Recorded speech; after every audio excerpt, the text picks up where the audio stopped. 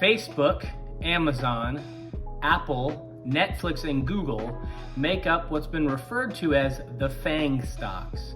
We've spoken about those here on the video market update, but it's been a while, so let's have a refresher and let's talk about how they've affected the market and how they will affect the market going forward on this week's video market update. So those 5 stocks, the FAANG stocks, have been in existence for about a decade. They've been coined that term since about 2012. Now there have been some differences, right? Facebook is now called Meta and Google is now called Alphabet. So the FAANG title doesn't really hold water, but the 5 companies and their performance matters. So those 5 companies represent 19% of the value of the S&P 500.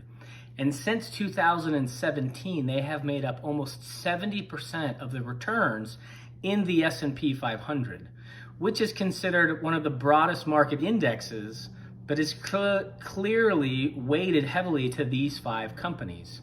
If you include Microsoft and Tesla, it's pretty outweighted the returns that they've given to the market over these last 10 years. Now you can see on this chart what the last 10 years has looked like for the FAANG stocks. Now, Facebook their stock hasn't been in existence for about almost 10 years, but this is what it's done since inception, and you can see what the others have done. But you can also see the year-to-date returns and how poor they have been and how just these 5 stocks have really weighed down the market. They're severely underperforming the S&P 500 and in some cases are severely outperforming the NASDAQ, which is off to a very bad start this year. So the question is, if the FAANG stocks make up an overweight of the performance of the market and they've performed poorly to start the year, can they spur growth for the remaining of the year in 2022? I think they can, but it all is going to come down to innovation. So how does Facebook innovate? Well, they're relying on the metaverse as the next thing and augmented reality, and they think that is where consumers will want to go. Amazon, which is essentially now become the corner store, may not have to innovate as much as just keep the ground that they have and maybe provide faster shipping, more options. They may be able to take a greater share of the money you spend on Amazon and retain it as opposed to passing it off to other third-party vendors.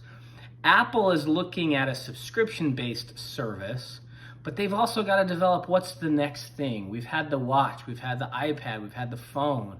What's the next innovation that Apple can come up with?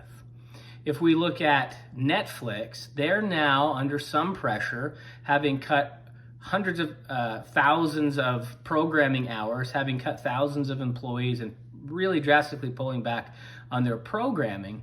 They're looking at an ad-based model. So instead of having to pay $17 or $18 with no commercials, maybe you can pay $5 or $6 or $7 and have commercials, so ads supported. That's the next innovation, essentially, Netflix is looking at, which is less of an innovation and more just aligning with other categories. And then Alphabet or Google, their cloud computing is now 3rd. They're the predominant search engine. They're able to monetize YouTube, but can they continually innovate in those spaces? If these companies, along with Tesla and Microsoft, which has been such a driver of the market over the last decade or so, if they can continue to innovate and continue to find new ways to generate revenue, it will be a boon to the market, and they may be what pulls us up and out of the drag that we've been on so far this year in the market. So again, the FAANG stocks have been so important. It's time to look at them again because they've really been having a rough go of the year, but if they can turn it around, like they say, a rising tide lifts all boats. If these companies can get back on track, we can see a return of positive returns in the market. If you have any questions on this or anything that you see in the news this week, we're going to hear from the Federal Reserve. We're going to hear potentially a 50 basis point rate hike. So there's a lot going on. If you have questions on this video or anything you see, let me know. If you appreciate the content, please give us a like, and hope to see you on the next video market update. Until then, I hope you make it a great week.